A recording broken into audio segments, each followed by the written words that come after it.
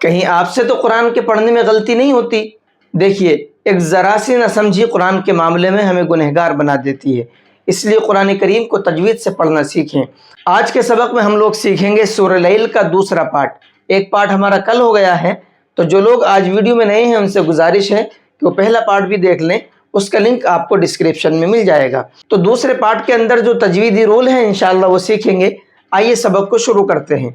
اعوذ باللہ من الشیطان الرجیم، بسم اللہ الرحمن الرحیم۔ ان علینا للہدی، ان کے نون کے اندر غنہ کر کے پڑھیں گے، یعنی کہ آواز کو ناک میں روک کر کے پڑھیں گے۔ وجہ کیا ہے؟ نون کے اوپر تشدید ہے، اور نون کے اوپر اگر تشدید آتی ہے تو پھر اس کی آواز کو ناک میں روکتے ہیں۔ کیسے؟ ان للہدی، دال کو ایک الف کی برابر کھینچ کر کے پڑھیں گے، کیونکہ یہاں پر اس کے اوپر کھڑا زبر ہے۔ وَإِنَّ لَنَا لَلْآخِرَةَ وَالْأُولَى، وَإِنَّ یہاں پر بھی سیم غنہ کرنا ہے جیسا کہ ہم نے یہاں پر کیا ہے۔ لنا، یہاں پر یہ الف مدہ ہے۔ الف مدہ کیوں ہے؟ الف ہے اور اس سے پہلے زبر ہے۔ الف سے پہلے اگر زبر ہوتا ہے تو وہ الف مدہ ہوتا ہے، اس کو ایک الف کی برابر کھینچ کر کے پڑھتے ہیں۔ تو یہاں ہم اس کو ایک الف کی برابر کھینچیں گے، لنا۔ یہ پوائنٹ اس لیے میں نے آپ کو بتایا ہے کہ اکثر لوگ یہاں پڑھنے میں غلطی کرتے ہیں۔ کیا پڑھتے ہیں؟ لنا لل، لنا لل اگر پڑھیں گے تو یہ کھینچ نہیں رہا ہے، تو کیسے پڑھنا ہے؟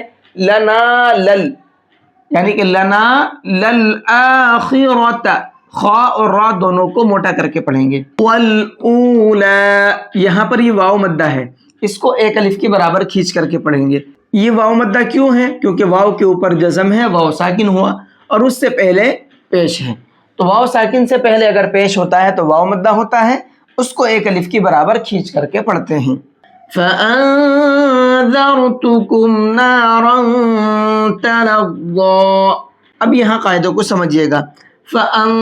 میں نے اس کو ناک میں چھپا کر کے پڑھا ہے۔ وجہ کیا ہے؟ نون ساکن کے بعد یہاں زال آ رہا ہے، اور زال اخفا کے حرفوں میں سے ہے۔ ہوتا کیا ہے؟ نون ساکن کے بعد اگر اخفا کے حرفوں میں سے کوئی بھی حرف آ جاتا ہے تو پھر ہم نون کی آواز کو ناک میں چھپاتے ہیں۔ اس طرح سے زارو، اس را کو موٹا کر کے پڑھیں گے، کیونکہ را کے اوپر جزم ہے، را ساکن ہوا اور اس سے پہلے زبر ہے۔ را ساکن سے پہلے زبر ہوتا ہے تو را کو موٹا کر کے پڑھتے ہیں۔ فَأَنذَرْتُكُمْ نَارًا، اس تنوین کو بھی ناک میں چھپائیں گے جیسا کہ ہم نے اس نون کو چھپایا تھا، کیونکہ تنوین اور نون ساکن سیم ہوتے ہیں اخفا کے قاعدے میں۔ اب یہاں قاعدہ کیا ہے؟ دیکھیے، یہاں پر تنوین کے بعد میں تا آ رہا ہے اور تا بھی اخفا کے حرفوں میں سے ہے، تو اس تنوین کو بھی ناک میں چھپائیں گے اور ضا کو موٹا کر کے پڑھیں گے اور ایک الف کی برابر کھینچ کر کے بھی پڑھیں گے۔ اب اس پوری آیت کو کیسے پڑھنا ہے دیکھیے گا۔ فَأَنذَرْتُكُمْ نَارًا تَلَظَّىٰ لَا يَصْلَاهَا إِلَّا الْأَشْقَى، اب یہاں سمجھیے گا قاعدے کو۔ لا يَصْلَاهَا، یہاں پر بھی الف مدہ ہے تو اس کو ایک الف کی برابر کھینچیں گے۔ اکثر لوگ یہاں پڑھنے میں غلطی کیا کرتے ہیں؟ اس کو پڑھتے ہیں لا يَصْلَاهَا۔ اگر آپ نے لا یس پڑھا تو یہ الف مدہ نہیں پڑھا جا رہا ہے، تو اس کو کھینچیں گے لا یس، ٹھیک، اور صاد کو موٹا کر کے پڑھیں گے۔ لام کے اوپر بھی کھڑا زبر ہے، اس کو بھی ایک الف کے برابر کھینچیں گے۔ یہاں پر یہ چھوٹا مد ہے، مد منفصل ہے۔ مد منفصل کو 1 سے 3 الف کی برابر کھینچتے ہیں، تو ہم یہاں اس کو 1 سے 3 الف کی برابر کھینچیں گے۔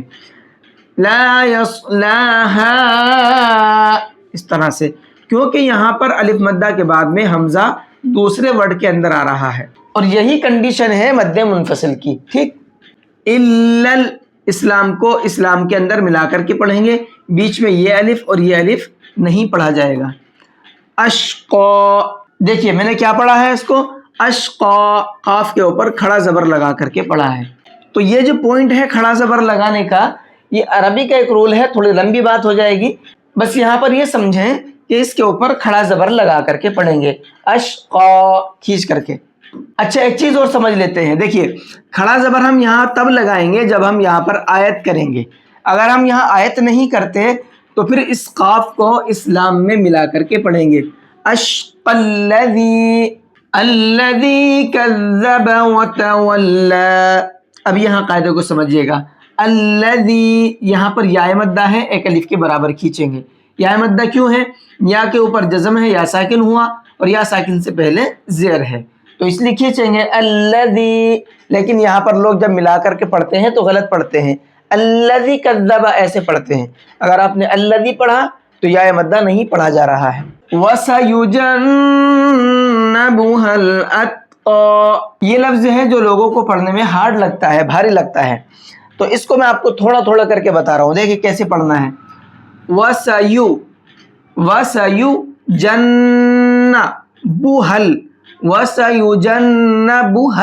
अत्क़ा, इसको भी सेम खड़ा ज़बर लगा करके पढ़ेंगे जैसा कि यहाँ पर पढ़ा था, और यहाँ पर भी वैसे ही पढ़ना है जैसा कि हमने यहाँ पर पढ़ा था। जैसे हमने यहाँ आयत करते हुए खड़ा ज़बर लगाया था और मिला करके पढ़ते हुए काफ को लाम में मिला करके पढ़ा था, उसी तरह से यहाँ पर भी अगर आयत करेंगे तो खड़ा ज़बर लगाएंगे, और अगर आयत नहीं करते तो काफ को लाम में मिला करके पढ़ेंगे।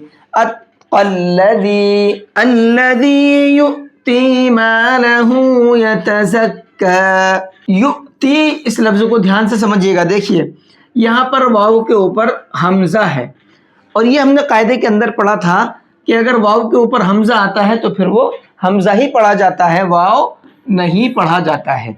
तो अब इस वाव को तो पढ़ेंगे नहीं, हमज़ा को पढ़ेंगे। अब यहाँ हमज़ा के ऊपर क्या है?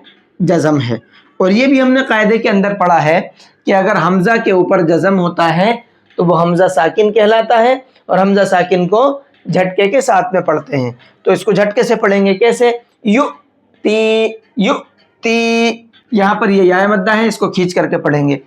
मालहू, इसके ऊपर उल्टा पेश है, इसको भी एक अलिफ के बराबर खींचेंगे। वमा लिअहदिन इंदहू मिन निअमतिन तुजज़ा। अब यहाँ कायदे को समझिएगा ध्यान के साथ में। लिअहदिन, इस तनवीन को हम साफ साफ पढ़ेंगे, इसमें इजहार करेंगे। वजह क्या है? तनवीन के बाद में आइन आ रहा है, और आइन इजहार के हरफों में से है। तनवीन को इसलिए हम साफ साफ पढ़ेंगे। तो लिअहदिन इंदहू इस तरह से पढ़ेंगे, और इसके बाद में इस नून के अंदर इख्फा करेंगे, यानी कि नाक में छिपा करके पढ़ेंगे। इंदहू मिन, इस नून के अंदर गुन्ना करके पढ़ेंगे। वजह क्या है? यहाँ पर जो कायदा है वो है इदगाम माल गुन्ना का, और इदगाम माल गुन्ना के लिए दो शर्तें हैं। नंबर एक, या तो तनवीन हो या नून साकिन हो, ठीक। नंबर दो, चार हर्फ हैं, या वाव मीम नून, इन चारों में से कोई एक हर्फ आ जाए। तो यहाँ पर देखिए, पहली शर्त नून साकिन हो, या आ गया नून साकिन। दूसरी शर्त, इन चार हर्फों में से कोई एक हर्फ आ जाए, तो उनमें से या आ गया नून। अब क्या करेंगे? देखिएगा ध्यान से समझिए। अगर नून साकिन के बाद नून आ जाता है तो पहले वाले नून को कर देते हैं ख़त्म, ठीक, और दूसरे वाले नून को गुन्ने के साथ पढ़ते हैं। मिन निअमतिन, अब इस तनवीन के अंदर भी इख्फा करेंगे। अच्छा, इख्फा क्यों करेंगे? यहाँ तनवीन के बाद में ता है, जैसा कि यहाँ तनवीन के बाद में ता आया था, तो जिस तरह से हमने यहाँ इख्फा किया था उसी तरह से यहाँ पर भी इख्फा करेंगे। निअमतिन तुजज़ा, और इस जीम के अंदर कलकला करके पढ़ेंगे। कलकला क्यों करेंगे? देखिए, जीम हुरूफ कलकला में से है, और उसके अंदर कलकला करने की शर्त ये है कि उसके ऊपर जज़म होना चाहिए। तो कैसे पढ़ेंगे? तुजज़ा, तुज, इस तरह से। इल्ला इब्तिग़ाअ वजहि रब्बिहिल आ'ला। अब यहाँ भी कायदे को समझिएगा। देखिए, इस्लाम को बा में मिला करके पढ़ेंगे, बीच में ये अलिफ दोनों नहीं पढ़े जाएंगे। हिज्जे किस तरह से करेंगे? लाम बा ज़बर लब, इल्लब, ठीक, और बा में करेंगे कलकला, जैसा कि हमने जीम में कलकला किया था। इल्लब तिग़ा, गैन को मोटा करके पढ़ेंगे, और यहाँ पर ये मद्द मुत्तसिल है, बड़ा मद है, इसको 4 से 5 अलिफ के बराबर खींचेंगे। वजही, इस जीम के अंदर भी कलकला करेंगे, जैसा कि हमने इस जीम में कलकला किया था। रब्बिहिल आ'ला वलसौफ यरदा, यहाँ पर रा को भी और ज़ात को भी, दोनों हरफों को मोटा करके पढ़ेंगे। तो अल्हम्दुलिल्लाह आपकी सूरह लैल कंप्लीट हो चुकी है। अब इसको एक बार पढ़ना कैसे है, पढ़ करके देख लेते हैं। इन्ना अलैना लल हुदा, وَإِنَّ لَنَا لَلْآخِرَةَ وَالْأُولَى فَأَنذَرْتُكُمْ نَارًا تَلَظَّى لَا يَصْلَاهَا إِلَّا الْأَشْقَى الَّذِي كَذَّبَ وَتَوَلَّى وَسَيُجَنَّبُهَا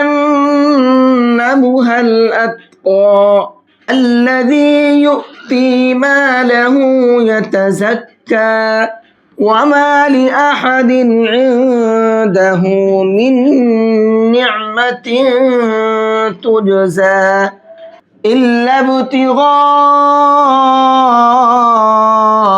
وَجْهِ رَبِّهِ الْأَعْلَىٰ وَلَسَوْفَ يَرْضَىٰ